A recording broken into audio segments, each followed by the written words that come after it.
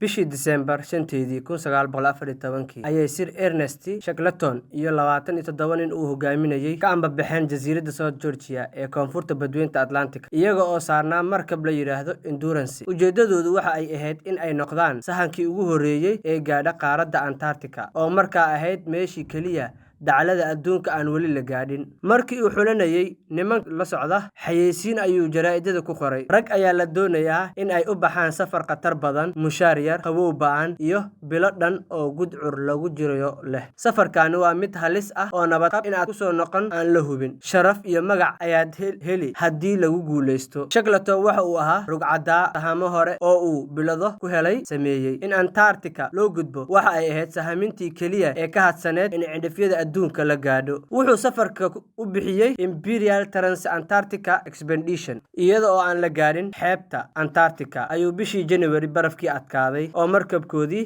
xanibmay. Muddo 9 bilood ayay iyaga iyo markabkoodii mawjadaha barafku kolba dhinac u kaxeynayeen. Bishii October 1915 duufaano xoog leh ayaa Endurance ku dhuftay oo keenay in markabkii dego. Markii uu arkay in markabku degayo ayuu Shackleton ku amray kooxdiisii in ay kala soo degaan 3 doomood iyo dhowr shay oo sahay ah. Barafka dushiisii ayaa hoy u ahaa muddo 6 bilood ah. Markii cuntadii sahayda ay u ahayd ay ka dhamaatay, waxay bilaabeen inay ugaadsadaan xayawaanka afka qalaad loo yaqaano penguins. Bishii March ee sanadkii ku xigay waxaa bilaabmay in barafkii dildilaaco, taas oo ku khasabtay in ay dooniyihii kaxaystaan oo ay u kacaan dhinaca jasiiradda aanay cidi ku noolayn oo la yiraahdo Elephant Island. 8 cisho kadib, Shackleton iyo 5 nin oo kooxdiisii ka mid ahaa ayaa si ay gurmad u doontaan u kicitimay jasiiradda South Georgia oo u jirta 650 mayl. Waxay doonidii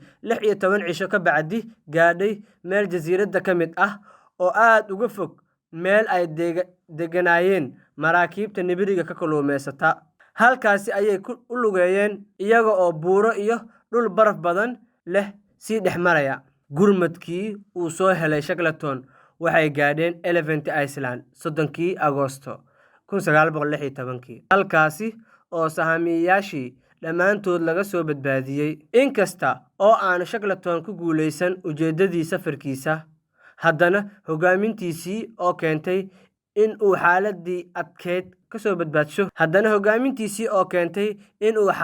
adkeed kala soo dabaasho dadkii uu mas'uulka ka ahaa ayaa noqotay mahadho wax laga barto oo buugaag iyo filimo laga sameeyay. Meeshii uu u socday waxa ay u jirtay oo kaliya 97 mayl, oo haddii uu gaadhi lahaa magac iyo milgo ayuu heli lahaa. Markii uu arkayse in ciidankiisii qaar ay ku nafwaayi karaan, waxa uu u bedelay ujeedadiisii badbaado iyo in uu gurmad ka shaqeeyo. Mas'uuliyadda dadkiisa ayaa ka cuslaatay tiisii shakhsiga ahayd, taas oo keentay in uu hanto kalsoonida dadkiisa, markii dambena qayb ka noqotay sababihii ay masiibada ku dhacday ugu badbaadeen. Dhanka kale, waxaa la odhan karaa Shackleton waxa uu soo xushay rag uu hubo oo uu iska tijaabiyay inay hawshan adag ee ka horeysa ka bixi karaan. Sida ka muuqata xayeysiiska, waxa uu doontay rag ka tagay oo waxa uu ka horeeyayna si cad ugu bayaamiyay. Dad karti iyo dabci wanaag isku darsadayna wuu xushay. Niyad samaanta Shackleton ayaa iyaduna ahayd arrin dhiirigelinaysa kooxdiisa.